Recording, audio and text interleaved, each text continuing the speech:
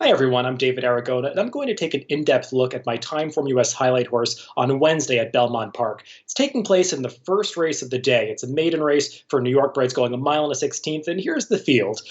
You've got two horses drawn towards the center of the pack that are likely to vie for favoritism, graded on a curve in Alfalfa. Both horses, one trained by Chad Brown, the other by Linda Rice. Couple main track onlys in this field. We'll ignore those for now, though Daddy knows would be really tough if this race gets rained off the turf, which doesn't seem that likely. Before we head into those main contenders, though, let's just take a brief look at the TimeformUS pace projector, and you'll see that the number 6, Alfalfa, is predicted to be on the early lead in this race.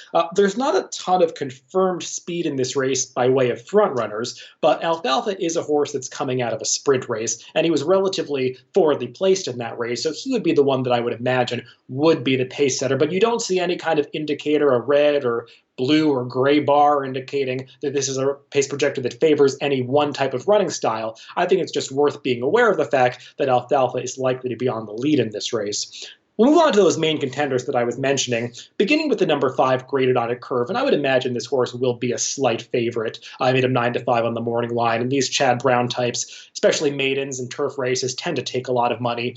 He made a decent impression in his debut last summer at Saratoga. He was lagging back in the early going, closed from 10th up to be 3rd that day. Wasn't the fastest race in the world, but he was just an encouraging start. As horses like him often are, he came back and was bet down to be the even money favorite in his second start at Belmont Park last fall, and he ran okay. He dead heated for second that day, lost by a length and a quarter to Albie, he was a decent first-time starter in that race, ran a faster 91 TimeformUS speed figure, but he was supposed to win that race. He just didn't really show the kind of late kick that would have been expected of him based on how well he closed in his debut. Now he's returning as a 3-year-old, but Chad Brown does very well off layoffs of this type, especially with maidens, especially with horses in turf races. He's also returning as a new gelding, so maybe that's going to allow him to improve a little bit from age 2 to age 3. I just think graded on a curve makes a lot of sense. There just isn't likely to be a ton of value betting him to win in this race. I'll use him defensively, but I want to take a look at some others. The number 6 Alfalfa is a horse that is likely to attract some support. He ran pretty well in his debut, but I think it's worth noting that was a maiden claiming race with a $40,000 tag. Just an inferior group of runners to the one that he's meeting in this tougher maiden special weight event. It's a good sign that Linda Rice is showing confidence to move him up in class for the second race, but he only earned an 81 TimeformUS speed figure for that debut, so he is going to have to improve to match horses like Graded on a Curve, who earned a 91 as a 2-year-old. Alfalfa is going out for Linda Rice, who is notorious for improving horses second time out. That's one of her best trader moves with second time starting maidens. If you look at the TimeformUS trainer stats, she gets a 100 TimeformUS trainer rating with second time starters overall. But I think it is worth noting with this horse that Linda Rice does not have the greatest numbers second time out in turf route races. If you look in DRF Formulator, she's just 2 for 22, 9%, with only a 68-cent ROI with second time starting maidens in turf routes specifically. So I'm not sure how much we can really expect Alfalfa to improve in his second start. So that leads me to my top selection and my TimeformUS Highlight Horse in this race, the number 1 Wacky Pal.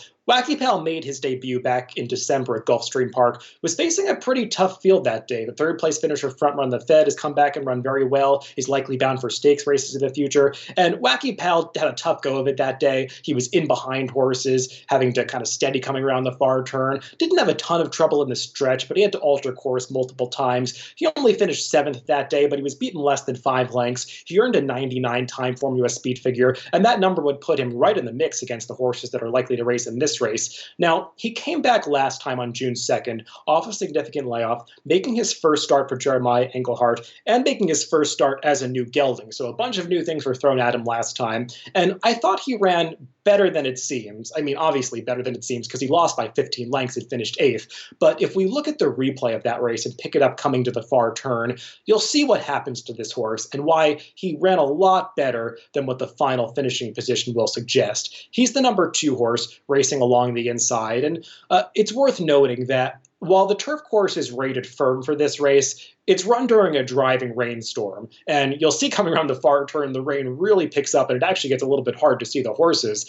This is just a race where the turf course was becoming less than firm, more more towards the yielding side by the second, basically, because the rain was really coming down at this point. Now, Wacky Pal, it's a little tough to see, but he's the number 2 horse at the end of that first group of horses on the inside, and he's going to be in behind a number of tiring runners. Luis Saez is trying to get him motivated, to get him in the bridle, to continue moving forward, and he's got a little bit more run than it might seem. Luis Saez is asking him here, and he's going to start responding, but you'll see right here, he tries to go through an opening on the inside and just gets completely shut off. All of his momentum is robbed of him. His head goes up. Luis Saez has to pull back on the reins. Then again, he's trying to regain momentum here, and once again runs into the back of horses, is completely stopped in traffic, and right here, he just basically has to get pulled up across the wire because he's running into the backs of horses that are going in the wrong direction, basically. And this is a race that it was over a demanding course.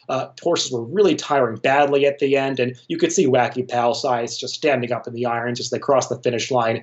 That effort is not nearly as bad as it seems, and I think people are going to look at that poor finish and think that he just didn't translate his Gulfstream Park form to New York. But in my opinion, now second off the layoff, his second start for Jeremiah Engelhardt, he really deserves a second chance in this race, and I think we're going to get a decent price on him because he's got that poor last race showing. Maybe we won't get the 6-1 morning line, but anything around 9-2 to 5-1 or higher, I think is a fair price on Wacky Pal. So the number 1 Wacky Pal is my TimeformUS Highlight Horse on Wednesday at Belmont Park. Thanks for listening this week, and I'll be back again next week to highlight another TimeformUS Highlight Horse.